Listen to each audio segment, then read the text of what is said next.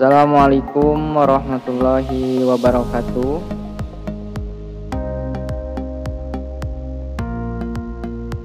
Assalamualaikum warahmatullahi wabarakatuh.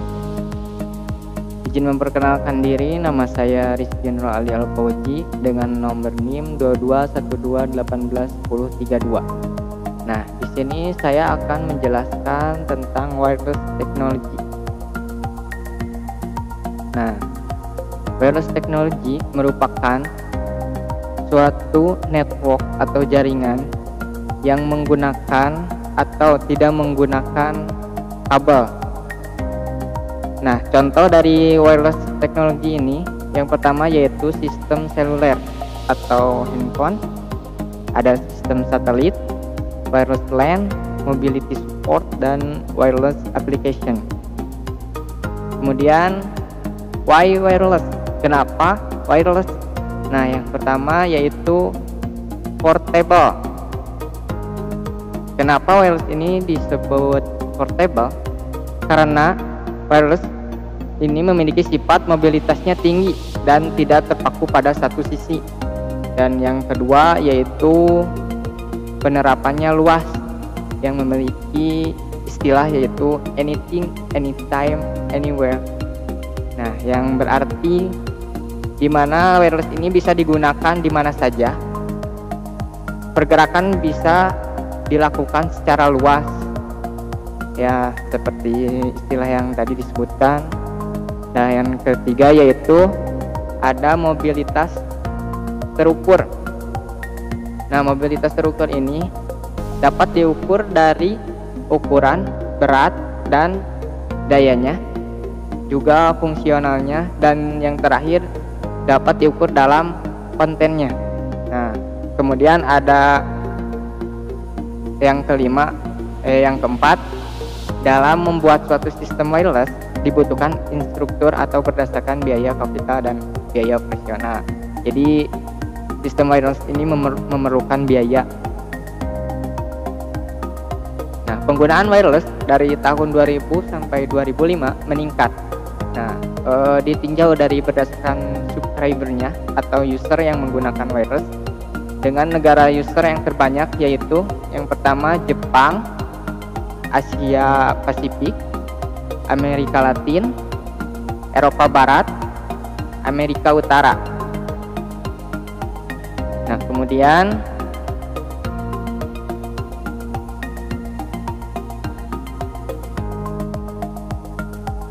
di sini ada electromagnetic system wireless, dilihat dari batas frekuensi kerja. Nah, dari batas frekuensi kerja ini yang pertama yaitu dari very low frequency atau VLF. VLF ini merupakan suatu frekuensi yang terendah. Dan yang kedua LF low frequency, MF medium frequency, HF high frequency, VHF very high frequency, UHF ultra high frequency, SHF super high frequency, dan EHF extra high frequency.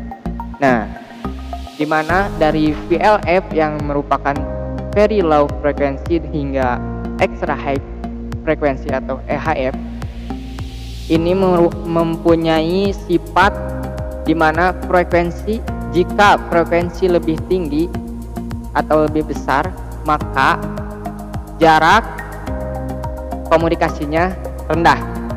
Dan sebaliknya, apabila frekuensi lebih rendah, maka jarak komunikasinya itu tinggi atau lebih luas. Selanjutnya, nah di sini ada struktur jaringan wireless. Nah, yang pertama itu dari mobile operator. Mobile operator ini merupakan suatu operator dari jaringan wireless yang terbagi dua menjadi mobile control equipment dan yang kedua itu network interface equipment. Nah, di sini tergantung dari kita yang ingin menggunakannya. Dari mobile control equipment ini terhubung pada suatu tower, dan network interface equipment ini terhubung pada PSTN atau public telephone network.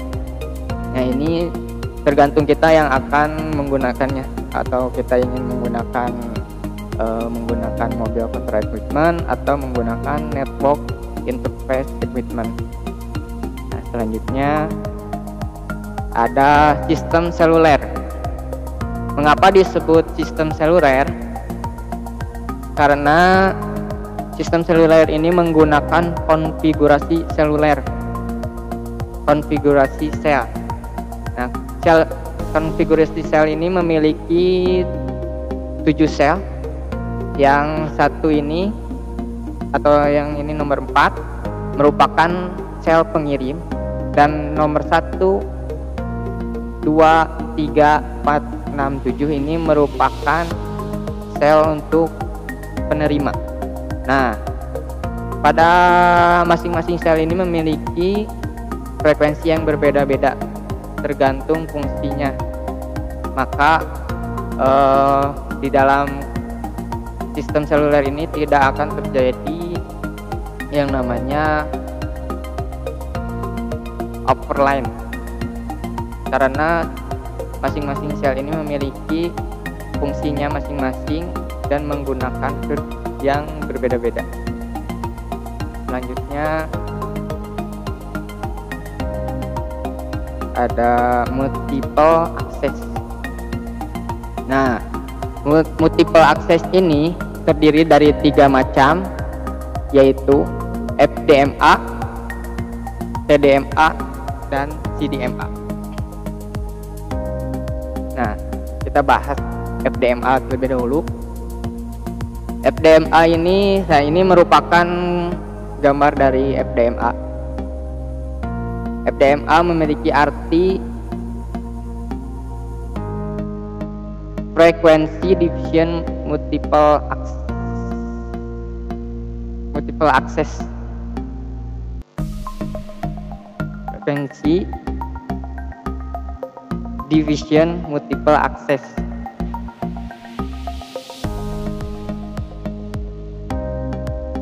Nah, FDMA ini berfungsi untuk mengirimkan informasi melalui satu saluran yang dibagi-bagi. Dilihat dari kualifikasi frekuensinya. Jadi FDMA ini cara pengirimannya menggunakan satu saluran yang dibagi-bagi dan dilihat dari klarifikasi frekuensi. Nah, kemudian ada TDMA. TDMA ini singkatan dari pada slide sebelumnya, yaitu Time Division Multiple Access. Time Division Multiple Access ini berfungsi untuk mengirimkan informasi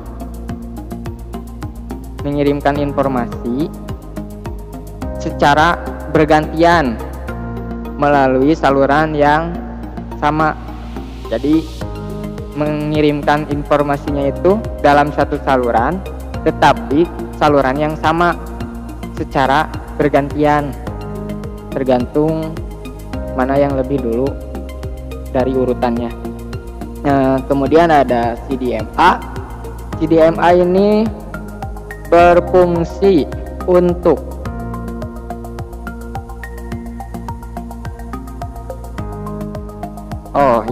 CDMA ini merupakan gabungan dari FDMA dan TDMA dan bekerja secara ortogonal. Nah, di CDMA ini merupakan suatu jaringan digital. Ya, contohnya yaitu yang pertama seperti 1G, 2G, 5G, 3G, dan yang terakhir yaitu 5G. Nah, pada 1G dan 2G ini